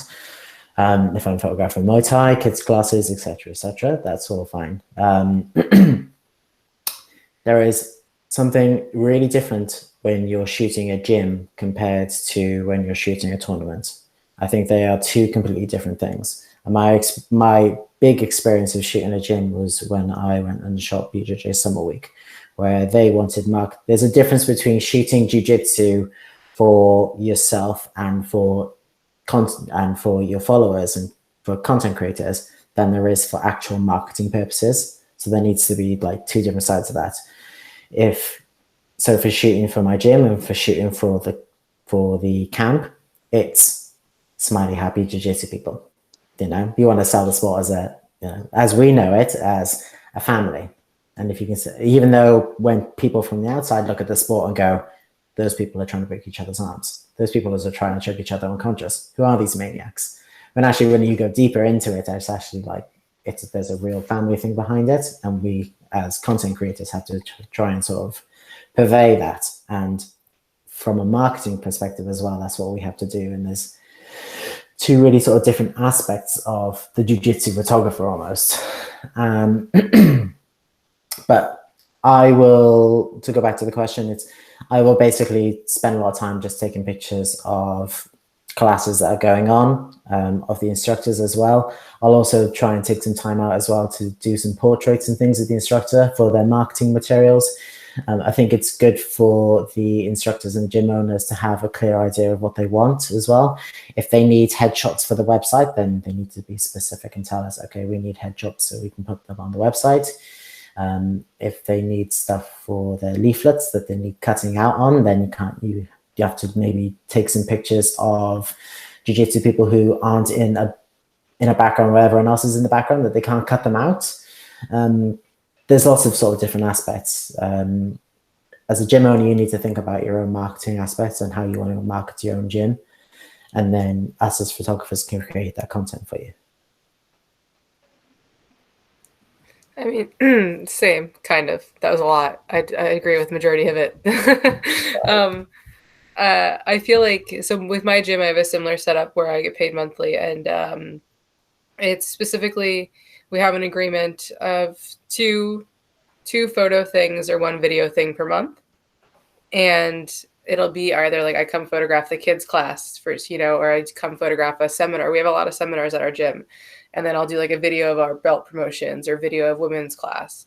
And it's all for marketing purposes. And it's really good too, to know the people you're photographing, because it allows you to get even more involved in the moments. Like with Maggie does with Rodgers, like, all those people, they're all your friends. They're going to be more open to you than they would a stranger. Like I have gone to other gyms and friends' gyms and photographed there and stuff. I do, because I do teach yoga, I have a lot of yoga friends. I've done a similar thing for several yoga studios where I go in, I do all the teacher headshots, I come photograph classes. And like Richard said, it's about showing, it's kind of being able to translate the feel and the environment into these photographs for their website, for their marketing, letting people kind of understand the vibe of what's going on, not just stock photos, bringing the character of the place into it. No, that makes me think as well. Maybe I should. It's like I'm sick of taking photos myself. I should just arrange something proper and scheduled and do something. So, thanks for the ideas, guys. I'll be in Ireland soon. Soon. You are going nowhere, Maggie. That's after, darling. One other, just to bring it back, I want to bring it back to the discussion just prior to that, right, about the gray areas and the photos and stuff like this. So one thing that I've been noticing recently in social media. So this whole gray area of repost, what constitutes a repost, right? And what purpose does it serve? So one thing is when it's an established brand, let's say a producer that does something like this, right? They take a photo essentially. And then it's kind of, is it IBJJF photo available publicly for everybody, or is it a photographer's photo? What is it? That's one thing. But then now I see let's say Instagram pages, to be quite specific, that their entire activity is reposting nice photos, right? So it's kind of harmless to start with, but then they build up quite a, so this, well, you can kind of, from your perspective, from a photographer's perspective, you can say, well, they're not really selling anything or making money or anything like this. But before you know it, now they're into like hundreds of thousands of followers, in which they can start monetizing somehow because they have a community built. So what's your view on that?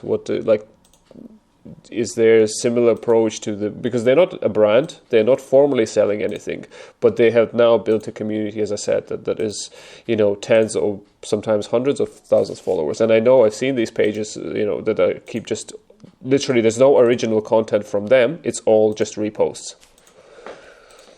Two things. The fact that the IBJJF is posting pictures doesn't allow anyone to give commercial use to those pictures. That's something that I've talked to the brands about, I've talked to the competitors about, and I've talked to the IBJJF about. The IBJJF gives you the consent to give a personal use of those pictures, but not a commercial one. So that's one thing. And two, all these repost pages, if you go and just report them, Instagram closed them. The thing is, like, a lot of people don't know this and they don't report them. Personally, I have like 2 specific pages that are just reposting every single picture I ever took. Like, that's what they do. They're always very nice. They always tag me. They always credit me, and I don't really care. When I start caring for any reason, because as you said, they don't have any, like, zero original content, and I start to feel like, okay, you're now taking advantage of my work and everyone else's work, I can report them. I've never done it yet, but I will do it. I 100% report the magazines that even talking to me and saying, oh yeah, we're going to pay you, or yeah, we won't use these pictures again. Those I report them. But because they are media, they have to understand they have to pay for. And they know the rules. It's not like someone who doesn't know the rules. If you don't know the rules, I can be nice and I can be like, just please don't do this or do that or do it this way. But if you are in the media, you know exactly how it works. So I report the pictures if I see them around. So ignorance is not an excuse. Yeah. No. As I said, for me, if you don't know the rules, like, like a lot of athletes don't really know the rules. Or sometimes you try to be sneaky, but when you call them out, they are like, oh, sorry, I didn't mean to. Okay, I can do that. I can understand that. I think I'm harder towards media and brands.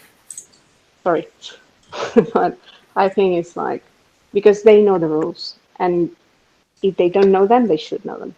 Yeah, being a media outlet myself, this was the reason why I wanted to take more pictures, was so I actually had an own glut in my own sort of stock of images that I could take for whatever reason. If I could get a picture of the big brand names, then I wouldn't have to go out and then try and source a picture from the big brand names. But going for like media outlets, though, just not in jiu-jitsu in general, less and less media outlets pay for imagery these days as well. It seems to be a big, more widespread, not just in jiu-jitsu community. It seems to be just hugely widespread in just the internet now.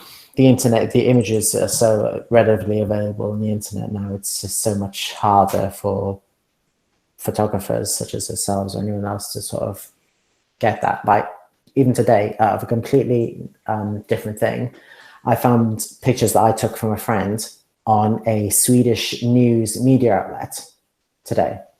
And I was like, I literally would have had no idea unless she had posted that link up. And I was like, you're a news media outlet. Should I have not been contacted about this? You should have. Yeah, exactly. Yeah. But it happens. But it really happens. I have a fairly black and white outlook towards it. If you're making money from me, then I should see a bit of that money. If you're not making money from me, then that's kind of okay. Athletes and things like athletes and coaches, I'm happy for them to reshare my media because they're still trying to put themselves out there. And if I can give a bit of myself to them and they're able to sort of use that content, then that's great. But if being a media outlet myself, if a media outlet takes an image of mine and posts it on their social media, I tend not to go after them for monetary value because I also know how difficult it is, or not difficult, but I also sort of know the way the world works sometimes. But I will be like, yeah, you need to credit me for that. You need to credit my website because I also know the worth of a good backlink, shall we say. If they can link back to my blog, then for me, sometimes that can be far more beneficial than getting 50 quid because that's a lot more long-term thing.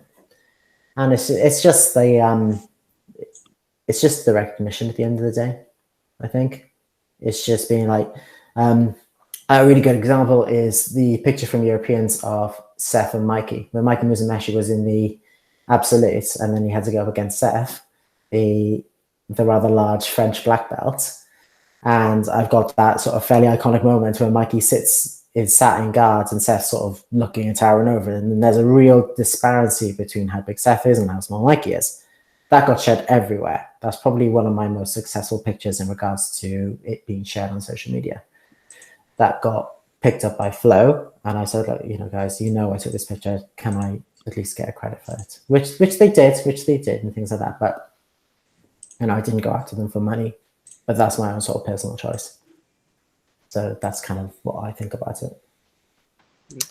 I think of, I agree with both in different parts. Like, I don't think anything's black and white. I think everything's gray area because you have to make a decision based on the situation. Like you said, with Flow, you didn't charge them monetarily, but what they provided you traffic wise may have been more than the monetary value you would have gotten.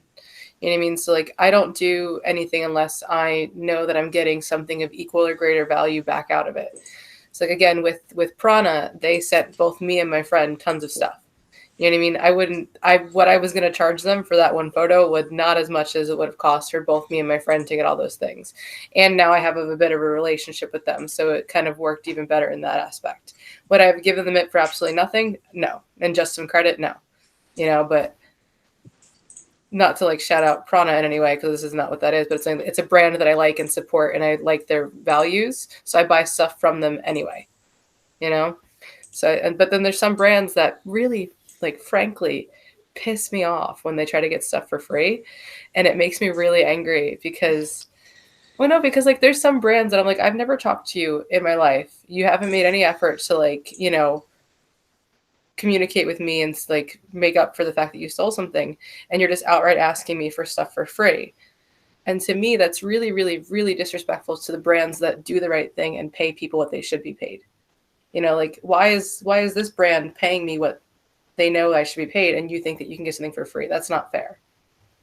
And I think that we should almost in a way support the brands that do the right thing. I agree. Also, for example, in my case, I've done things for Flow, things that I was paid for. I wrote some articles, sent some pictures, and things that I wasn't paid for. But I understand that with Flow, you need to have the right balance. I don't know you, Richard. In my case, I never got any backlink from I didn't have any special good thing coming from having my pictures on the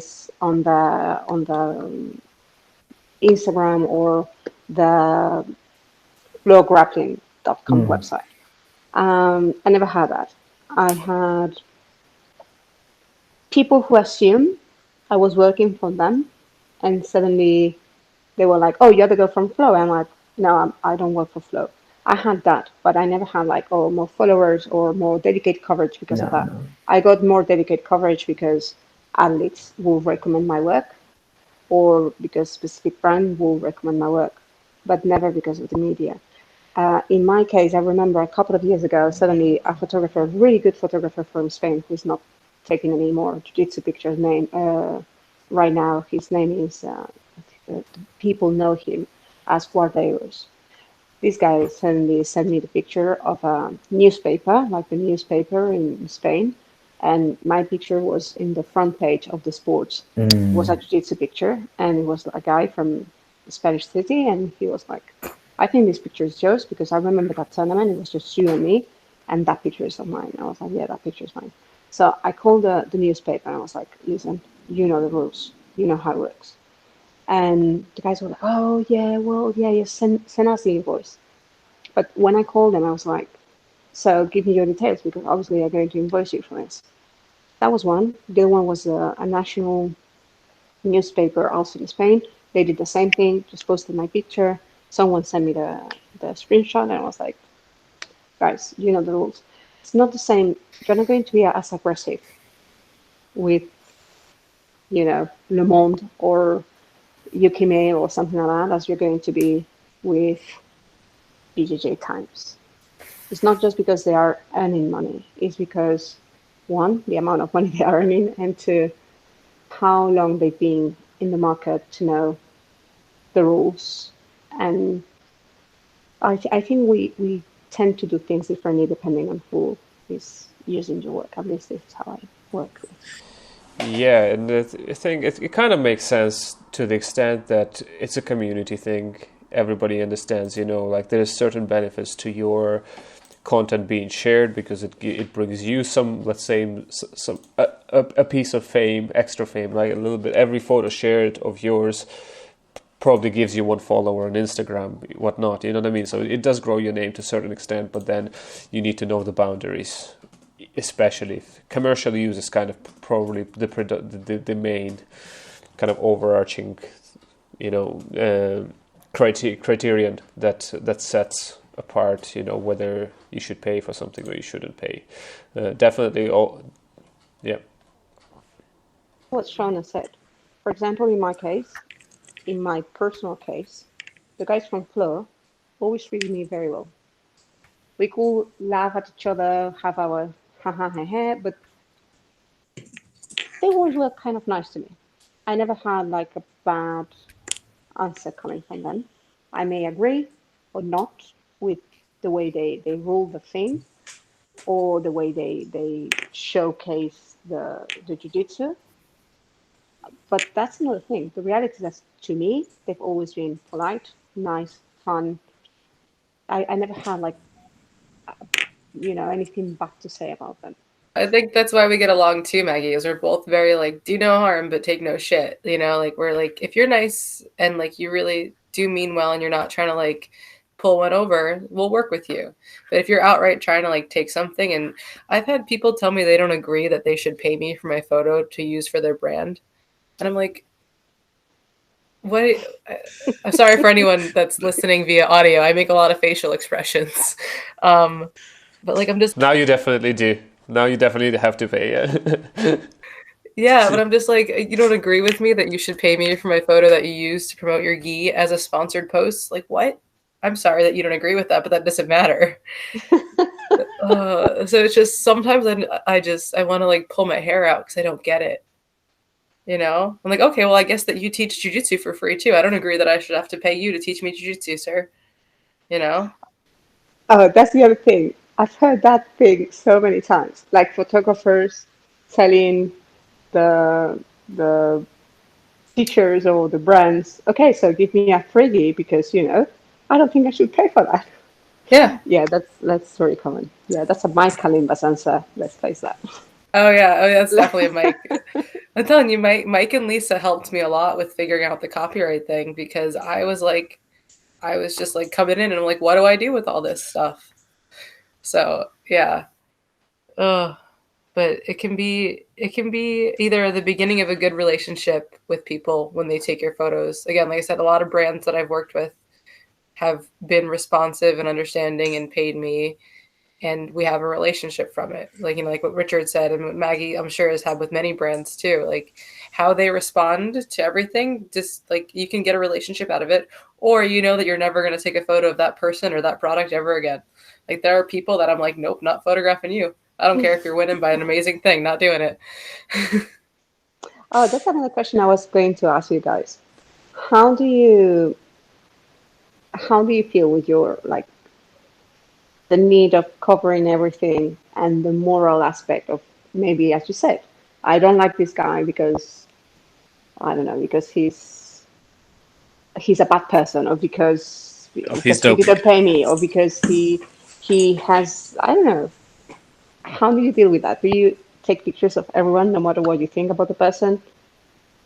It depends. If I'm working for like the IBJF, I can't bring my personal biases into it. You know, like I'm like, oh, you suck, but you're winning, fine. You know, but like if it's for an event that I have to photograph, I will. But if I'm shooting on my own and doing my own thing, and I know like there are certain people that like have tried to like get free photos, like the most like immature ways, and like they just are just mean, and I'm just like, why am I going to photograph you just for you to be a jerk to me later? I'm fine, I can skip that. You know. For me, I haven't really got any sort of preconceived sort of ideas when I go and take pictures. I will take pictures. If there was a story to tell, I would take pictures to tell that story. And to go on that moral aspect as well, and this is something I kind of struggle with as well, is that when you see someone really upset and you see someone crying and things like that, and you're like, should I be taking pictures of this? Is this really the right thing to do? And for me, I just kind of say, like, I'm here to document this. I'm here to document that moment. And even if it's a happy moment, or even if it's a sad moment, because ultimately in a sport, there are going to be winners and there's going to be losers. I think the loser's story should be told just as much as the winner's story. But at the same time, you're looking, because I've taken pictures of friends when they've been really upset. A really key one for me actually was, there was a Polaris, and Miha went up against River, and Maggie's. If you're looking on, if you're listening, to this, I was there. Yeah, I was in the crowd. yeah, and Miha basically destroyed River's knee, Yeah. and I took pictures of River, and at the time I was really sort of judging myself on this. I was like, really, should I be taking pictures of this? This is really sort of it's not an amazing moment in his sort of sporting career. But for me, I was like, I'm here to document this. And then I posted it up on my social media. And River messaged me going, being, upset at the time, he trained for months and months and months for this Polaris, only for that to happen to him. And he was really upset, and he told me to take the picture down. And I was like, okay, out of respect for you, I will take this picture down. And then 6 months later, he messages me again going, is there any chance I can have that picture, please? And I was like, in the time of the emotion. And actually, had I not captured that image originally, then he wouldn't have that image later on once he was able to sort of learn from that. So for me, when I try and take pictures, I try and sort of capture both aspects of it, whether or not it's good, whether or not it's bad. And then I'll try and figure out whether or not it's morally right or wrong to post it up. Do you sort of get what I mean? I do. Yeah, the thing is, like, obviously we are telling a story, and I feel like you can take any picture depending on the respect you're showing when you're taking that picture. Every time, I remember David Ramos lost the semi-final to Isaac Rayense 2 years ago at the Europeans, and he left the mat and went right behind the main table and sat in front of the door that we were sitting at, next to the press door. And I just hid behind the barrier and shoot him. So I have the picture of him sitting like this. in a very sad moment for him for some reason. I posted the picture and he was super happy to have the picture because no one else took the picture. I understand River, he was one very young into in a very special moment. I understand why he might have reacted like that. But I feel like we are not there to judge if it's what is happening. And as I said, I think that it's more about how much respect you are showing when you're shooting that than the fact itself. And if you think about the most important photojournalists, some of the pictures that were harder to shoot and more difficult to watch sometimes, Robert Capa, Spanish Civil War, the guy who's just shot and is just falling. That was a terrible moment to shoot, but that was telling the truth of a horrific civil war. You needed that picture. So for jiu-jitsu, the same thing. Jiu-jitsu is amazing. You have a lot of really nice moments, but overcoming the bad moments and the hard moments is also part of the game and part of the lesson. So I will tell you to never stop shooting those moments. Always being very respectful when shooting them. Yeah. But never stop shooting them because we need those moments too. I would argue that those are the moments that should primarily be shot. You know what I mean? That's the one. The hardest shots is, you know, when you're not willing to do it almost. Those are the ones that need to be captured. To post things when they overcome that moment. Yeah. And I think that that's a very important lesson for the community.